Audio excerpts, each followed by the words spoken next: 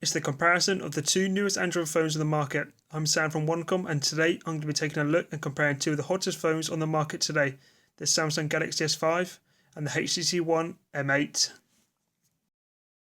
The design and build of both phones couldn't be any more different, but when it comes to what's inside, both handsets have a lot of similarities.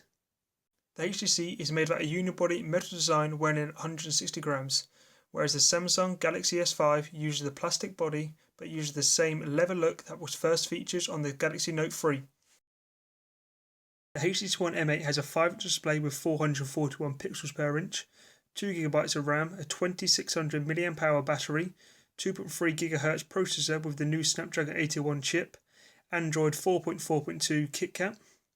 The Galaxy S5 is very similar specifications with 5.1-inch display at 432 pixels per inch, 2GB of RAM, 2800 mAh removable battery, 2.5 GHz processor with the new Snapdragon 801 chip, and also Android 4.4.2 KitKat. The HTC features only two buttons on the phone, the sleep wake button on the top and also the volume rock on the right hand side. It has the on-screen home button, multitasking button and the back button on its screen. It also carries over the front-facing boom sound speakers that were released on the HTC One M7. The Samsung Galaxy S5 carries on with the same button layout as the Galaxy S4. It has the volume rocker on the left-hand side, the on-off button on the right-hand side, and it has the new home button featuring the new fingerprint scanner, a back button, and the all-new multitasking key. For a phone of this size, the HTC One's on-off button is a bit of a reach at the top, but HTC have come up with a few gestures on the lock screen to help you out. Tapping twice on the screen wakes the phone. Swiping from left to right opens Blink Feed 2.0. Swiping from right to left takes you to the home page, and swiping down opens a voice-controlled call contacts on the phone.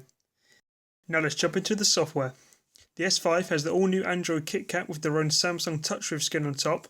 It adds some new design from previous versions, such as the new settings layout, which are now circled instead of the previous list layout, and the new My Magazine on the home screen.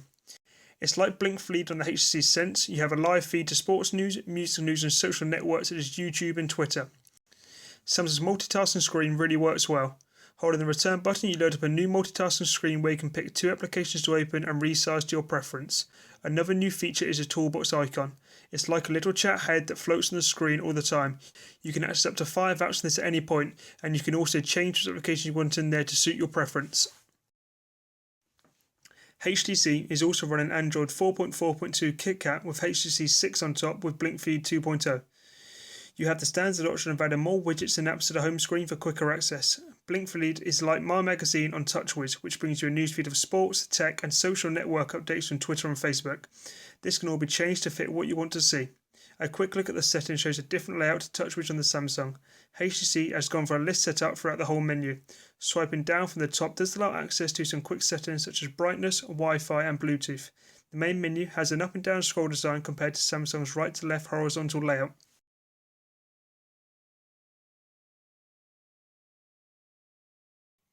Now moving on to the cameras of both phones. Samsung has a 16 megapixel sensor in the back with 4K video capability.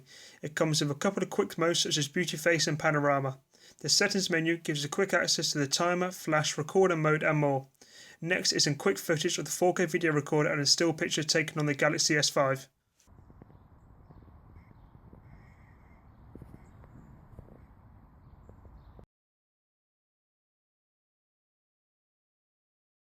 HTC has gone for a totally different approach on their camera. Instead of going with as many pixels as possible, they've gone for 4 megapixel ultra pixel setup and also featuring the new dual camera setup. This allows for greater aftershot edits when focusing. Now is some video footage taken on the HTC One and also a still picture as well.